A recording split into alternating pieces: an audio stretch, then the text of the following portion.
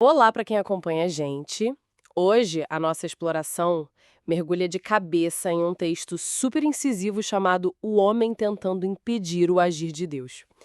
É um manifesto, na verdade, escrito pelo presbítero Marcos Benedito. E a nossa missão central nessa análise profunda é destrinchar um debate muito intenso que essa fonte levanta, sabe? Uhum. Um debate sobre estruturas institucionais. Exatamente. É sobre aquela tensão gigante entre o controle institucional extremo e a liberdade do crescimento orgânico. E, tipo, o foco do autor tá nas estruturas eclesiásticas, na igreja. Mas, olha, as dinâmicas de poder que ele descreve são assustadoramente universais. São coisas que a gente vê em qualquer organização humana, né? Nossa, com certeza. E para quem nos escuta e entender o peso real do que está sendo discutido aqui, eu quero que vocês imaginem a seguinte cena. Pensa em uma empresa nascendo. Uma daquelas startups operando dentro de uma garagem apertada, sabe? Aquela clássica cena do Vale do Silício. Isso. Não tem muito dinheiro em caixa, não existem processos muito bem definidos, mas tem uma energia quase palpável no ar. A equipe vira noites, trabalhando à base de muito café e pizza fria.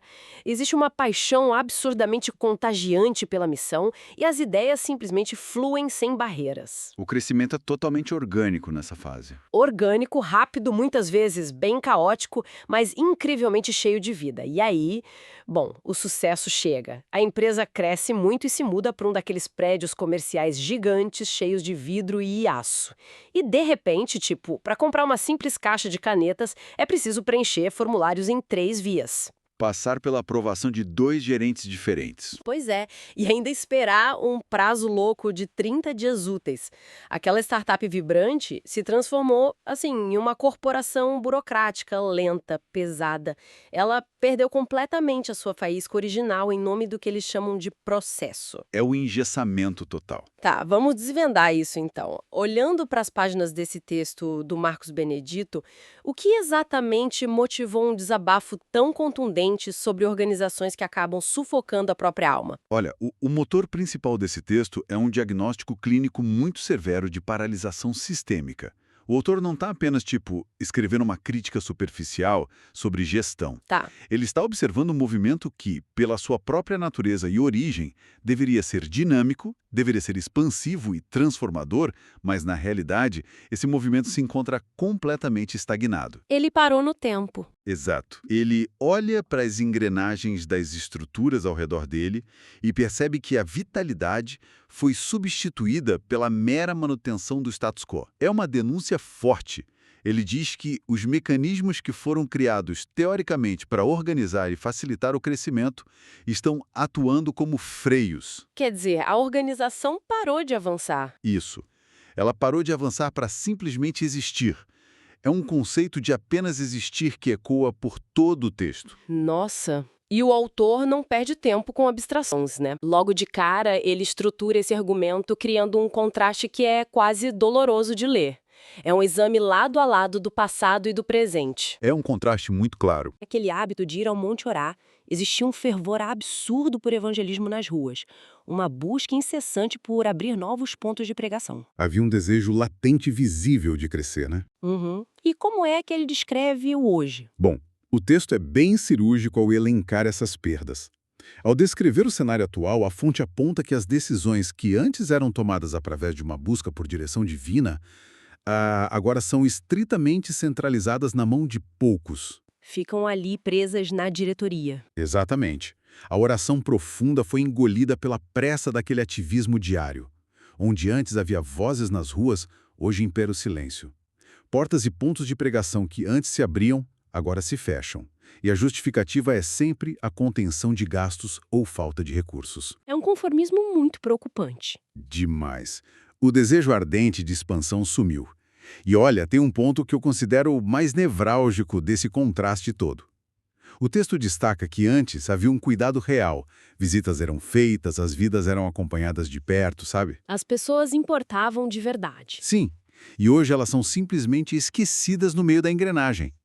E é tudo isso que leva o autor a ancorar o raciocínio dele em uma pergunta bem incômoda. Qual pergunta? Ele questiona se esse estado de paralisia institucional vem de Deus ou se é uma construção puramente humana. Caramba, é uma lista bem pesada. Mas aqui eu sinto que a gente precisa dar um passo atrás e adotar uma postura um pouco mais cética, sabe? Como assim? Porque ao analisar qualquer documento que faz essa comparação extrema de antes e depois, uma luz amarela costuma acender para mim.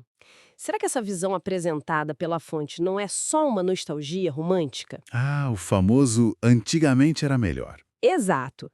Aquela velha armadilha psicológica que é super comum na natureza humana de achar que no meu tempo tudo era mais puro.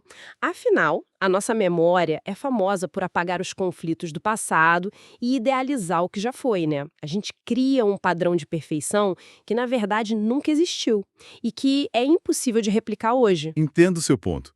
Mas olha, o que é fascinante aqui é o seguinte. Quando a gente examina as entrelinhas do argumento do autor, dá para perceber que não se trata de um saudosismo estético. Não. Não mesmo. Ele não está pedindo para as pessoas voltarem a usar roupas de décadas atrás ou cantarem só aquelas músicas antigas, sabe? Ele está usando o passado de uma forma muito pragmática. Ele usa o passado como uma métrica de vitalidade. Uma métrica? Tá. Me explica melhor essa ideia. Pensa em um médico avaliando um paciente. Se o médico vira e diz que ontem os batimentos cardíacos desse paciente estavam fortes e regulares, e hoje estão fracos e falhando, ele não está sendo nostálgico em relação a ontem. Ah, nossa, faz muito sentido. Ele está emitindo um alerta de risco de vida no presente. Os elementos que a fonte cita, a oração incessante, o cuidado genuíno com o indivíduo, aquela expansão constante, não são modismos culturais de uma época. São evidências de vida. Exato. Na lógica do texto, essas são as evidências fundamentais de que o organismo está respirando. O passado é invocado ali para provar, por contraste, que o pulso original foi perdido. Caramba, essa distinção de fato muda toda a lente da nossa análise. Não é alguém folheando um álbum de fotos antigo com saudades, é alguém lendo um eletrocardiograma que está mostrando uma linha reta. Perfeito. A organização perdeu o pulso. E o que chama a atenção é que o diagnóstico dele para a causa dessa, digamos, parada cardíaca institucional não culpa a falta de dinheiro, não culpa a mudança da sociedade e nem a concorrência de outras instituições. Não, ele aponta o dedo para um lugar bem específico. Sim, a culpa recai de forma categórica sobre um excesso de controle humano, o homem tentando assumir a cadeira da direção. O raciocínio do autor aponta que o declínio começa justamente quando essas estratégias puramente humanas começam a se infiltrar e a ditar todas as regras. Mudanças estruturais vão sendo introduzidas sem nenhum respaldo na palavra ou nos princípios originais daquela missão. E com que objetivo eles fazem isso? Segundo a fonte, essas mudanças não visam a melhoria do corpo. Elas visam o estabelecimento de um controle absoluto sobre os obreiros. Cria-se um sistema que é projetado só para garantir que nada, absolutamente nada, saia do raio de aprovação de quem está no comando. Nossa, é muito restritivo. Muito. E o termo que o autor usa no texto para descrever o resultado final disso é bem gráfico. Ele chama de igreja engessada. A imagem do gesso é simplesmente perfeita, porque, pensa bem, o gesso não serve para fazer o corpo se mover mais rápido, né? Ele serve especificamente para imobilizar. Justamente, para paralisar o membro. Se você deixa um músculo saudável dentro de um gesso por meses, a consequência inevitável é a atrofia. A força se esvai totalmente pela falta de movimento. Uma atrofia severa. E o autor fundamenta essa ideia de imobilidade cruzando ela direto com textos bíblicos. Ele traz à tona 1 Tessalonicenses 5,19, que é uma ordem bem direta. O texto diz, não extingais o espírito. É um alerta muito claro. Sim, é um alerta de que a chama pode de fato ser sufocada pela ação humana. Em seguida, ele ancora o argumento em 2 Coríntios 3,17, que diz, onde está o Espírito do Senhor, aí a liberdade. Liberdade, essa é a palavra-chave. A mecânica dessa lógica é inquebrável para o autor. A essência do ambiente divino é a liberdade. Se o homem constrói esses muros de regras arbitrárias e tenta controlar milimetricamente tudo, essa liberdade é completamente asfixiada. E as consequências disso no dia a dia, segundo ele? São palpáveis. O texto afirma que, sob esse regime de gesso, os milagres cessam. As transformações de vida param de acontecer. O crescimento simplesmente some do radar. e a fé vira apenas um discurso. Vira só uma teoria institucional. Exatamente. Perde a vida. Tá. Mas então, o que tudo isso significa na prática? Para mim, significa que a gente está observando a anatomia do micromanagement, aquele temido microgerenciamento, só que aplicado em uma escala estrutural e espiritual. Uma excelente conexão. Voltando à nossa analogia do mundo corporativo, pensa naqueles gerentes que revisam cada vírgula de cada e-mail que um analista vai enviar para fora. A intenção primária deles pode até ser boa, tipo evitar um erro, mas o mecanismo de como isso afeta as pessoas é devastador. O analista fica paralisado. Fica. Ele percebe que tentar qualquer coisa nova só gera dor de cabeça e punição. Então ele para de pensar. Ele senta ali, espera a ordem, cumpre a ordem e vai para casa. A criatividade morre na mesa do chefe, sabe?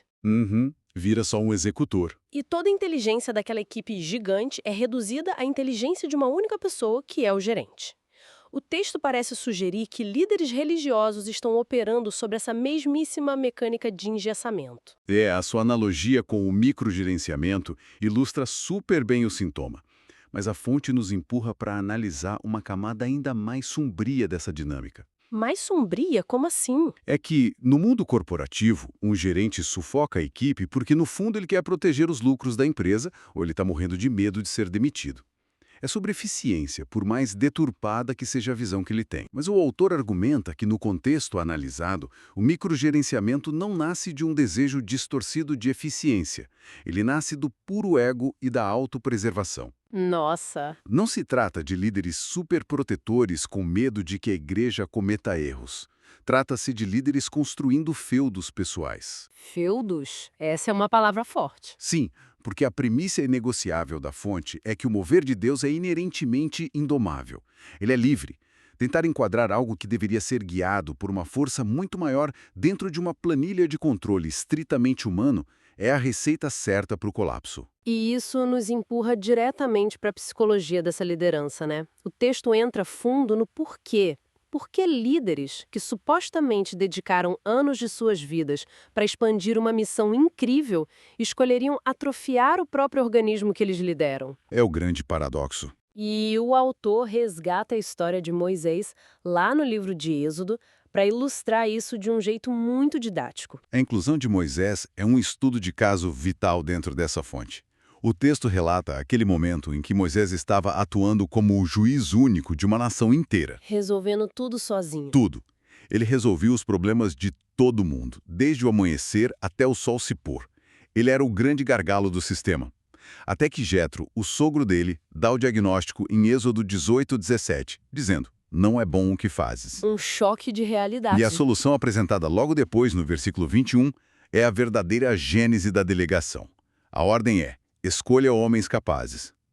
O argumento do autor aqui é mostrar que delegar poder, descentralizar decisões, não é uma técnica moderna importada de Harvard no século XX. É um princípio milenar. Exato. É um princípio milenar para a sustentabilidade de qualquer grupo humano.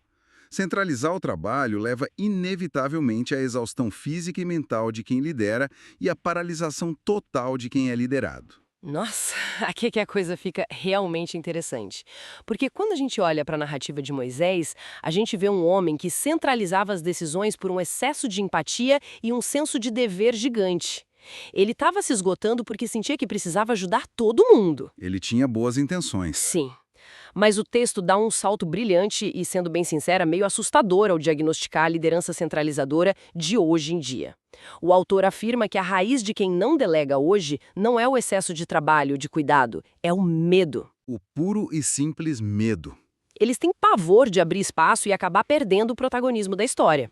E quando quem escuta a gente analisa o mecanismo prático disso, é uma dinâmica muito cruel. Cruel em que sentido? Significa que a insegurança e a paranoia de um único líder se tornam o teto, o limite máximo de alcance de toda a organização. Uma engrenagem inteira não pode crescer além do nível de conforto do ego do seu líder. É muito louco pensar nisso. Exato. E se conectarmos isso com um cenário maior e compararmos os perfis, a denúncia do autor atinge o ápice ali. Ele contrapõe essa paranoia de autopreservação com a figura de João Batista. Ah, clássico. O texto cita o Evangelho de João 3,30, onde João Batista diz a famosa frase: É necessário que ele cresça e que eu diminua. É a antítese absoluta desse medo de perder a cadeira. É uma mentalidade completamente oposta. Sim, o texto deixa muito claro que alguém que realmente compreende a sua missão não constrói um império pessoal. Essa pessoa atua como um facilitador do crescimento dos outros. Fazendo os outros brilharem. Esse idealizador gasta tipo 90% da energia dele só protegendo o próprio território de possíveis ameaças internas. Já o líder orientado pelo propósito gasta essa mesma energia desenvolvendo pessoas, sabe? Desenvolvendo para que elas tenham autonomia. Isso, para que atuem com autonomia, mesmo que isso signifique que o próprio líder tenha que sair dos holofotes. É um abismo entre essas duas mentalidades. E a fonte é muito pragmática sobre o que acontece com estruturas guiadas pela primeira mentalidade, a do controle pelo medo. O autor argumenta, citando João 15.8, que o objetivo fundamental de qualquer organismo vivo nesse contexto é frutificar, dar muito fruto. Se não dá fruto, algo está muito errado. E é exatamente esse o ponto. Se você tem uma estrutura inteira cheia de regras, de processos, de aprovação e organogramas complexos, mas não existe fruto real, não há vidas mudadas, não há expansão, então o diagnóstico final é que a raiz está podre. O sistema falhou na sua única função real. E o mais interessante é que a fonte não deixa o leitor apenas com o diagnóstico desse problema, né? Ela aponta qual seria a mecânica correta, o padrão que deveria ser seguido. Ele dá uma solução. Sim, o autor busca a resposta na descrição da igreja em seus dias iniciais, que é narrada lá no livro de Atos. Ele cita Atos 2,47, que relata o crescimento ocorrendo diariamente. E de forma ainda mais reveladora, ele traz Atos 8,4. O que diz Atos 8,4? Menciona que as pessoas, ao serem dispersas, iam por toda a parte anunciando a mensagem. O segredo mecânico que a fonte expõe aqui está exatamente nessa palavra, nessa dispersão. Olha só, isso me faz pensar direto no conceito de capilaridade das redes. Quando uma estrutura depende de um único edifício central e de um único palestrante principal lá na frente, existe um limite físico e até matemático óbvio para o crescimento, sabe? Claro, o espaço acaba. Não cabem mais pessoas no prédio e a voz daquela pessoa não alcança quilômetros de distância sem tecnologia. Mas quando você dispersa os membros, como o texto relata, você transforma cada indivíduo num novo nó de uma rede descentralizada. E aí a dinâmica muda completamente. Muda tudo. O crescimento deixa de ser linear, onde você vai somando uma pessoa de cada vez, e passa a ser exponencial. É assim que um pequeno grupo local se torna um movimento global indomável. O mecanismo é exatamente esse. A capilaridade exige autonomia lá nas pontas da rede. O sangue precisa chegar aos vasos capilares mais finos e mais distantes do corpo. Mas como o sangue vai circular se o coração coloca um torniquete em cada veia com medo de perder o controle? É impossível. É fisicamente impossível. E diante de todas essas constatações, a conclusão do texto é um apelo urgente para a desconstrução desse sistema atual. O autor convoca um rompimento de verdade com essas estruturas engessadas. E ele dá passos para isso. Sim, ele lista 4 frentes de restauração. Um retorno à busca por direção divina, através da oração, a recuperação da liberdade de atuação no espírito, a retomada do investimento real em pessoas, através do discipulado, e a reativação daquele ímpeto de expansão. Nossa, mas olha, isso nos coloca diante de um problema prático gigantesco. Eu consigo até imaginar os pensamentos de quem nos escuta agora. Especialmente se essa pessoa for, tipo, um líder de nível médio dentro de uma hierarquia super rígida, sabe? Seja numa igreja ou numa empresa. Seja numa igreja, numa escola ou numa corporação gigante. A teoria soa maravilhosa, mas a pessoa tá lá pensando, tá, se eu tentar aplicar a mentalidade de João Batista hoje, se eu tentar diminuir o meu controle para que a minha equipe cresça e tenha autonomia, a alta diretoria não vai ver isso como uma virtude. Eles vão ver como fraqueza. Exato. Vão me ver como alguém passivo, frouxo, eu vou perder os meus recursos e provavelmente o meu emprego. Como é que o texto resolve essa tensão entre o ideal lindo de liberdade e a dura realidade política das instituições que morrem de medo que a perda de controle resulte em caos absoluto? Uma pergunta excelente. E o texto resolve isso desafiando a própria definição que a gente tem da palavra ordem. O autor argumenta que o controle extremo e centralizado, focado nesse medo todo, oferece apenas uma ilusão de ordem. Uma ilusão. É como um museu de cera. Tudo está perfeitamente no seu lugar. Não há caos nenhum, mas também não há vida alguma ali. A verdadeira ordem, de acordo com a premissa da fonte, emana justamente da liberdade. Isso soa contraintuitivo para muita gente. Muito. Mas o autor afirma que, onde o espírito tem liberdade para atuar, o resultado final não é uma anarquia desenfreada. O resultado é transformação genuína, é cura, é a resolução de problemas reais. A gente pode usar a mecânica da poda de uma árvore para entender melhor essa transição. Como assim a poda? Quando um jardineiro começa a cortar galhos que parecem fortes, para quem está vendo de fora, parece que ele está destruindo a árvore e gerando o caos. A árvore fica feia na hora. Parece que está matando a planta. Mas, na verdade, ele está cortando as estruturas que estão apenas sugando a energia do tronco sem dar nenhum fruto. Ele está redirecionando a seiva vital. Então, o autor propõe que soltar as rédeas não é abandonar o barco, é podar esse microgerenciamento humano para permitir que a vitalidade natural volte a fluir pelos ramos. Nossa, é a diferença brutal entre gerenciar processos mortos e cultivar um ecossistema vivo. Ao chegarmos ao fim desta nossa imersão, fica muito claro para mim que o Manifesto de Marcos Benedito usa as estruturas eclesiásticas como pano de fundo, mas ele oferece um alerta estrutural para todos nós. É uma lição universal, sem dúvida. Quer você que nos acompanha esteja liderando um departamento de vendas, organizando uma ONG no seu bairro ou até mesmo tentando gerenciar a dinâmica da sua própria casa. A armadilha descrita pela fonte está sempre à espreita. É muito fácil e, na maioria das vezes, imperceptível a gente cruzar aquela linha onde nosso desejo de que as coisas saiam do nosso jeito se torna mais importante do que o propósito que nos uniu em primeiro lugar. O processo engole o propósito. Isso. Quando o processo de controle ganha prioridade sobre o crescimento das pessoas, a estagnação deixa de ser um risco e passa a ser uma garantia. O recado final da fonte não poderia ser mais claro sobre os perigos reais dessa liderança focada só na manutenção do poder. É um lembrete contundente de que criar estruturas complexas não salvam os movimentos. Na verdade, muitas vezes, são elas que o asfixiam de vez. O crescimento real requer a humildade de entender que nós não podemos e não devemos tentar controlar todas as variáveis. A vitalidade exige espaço para respirar, né?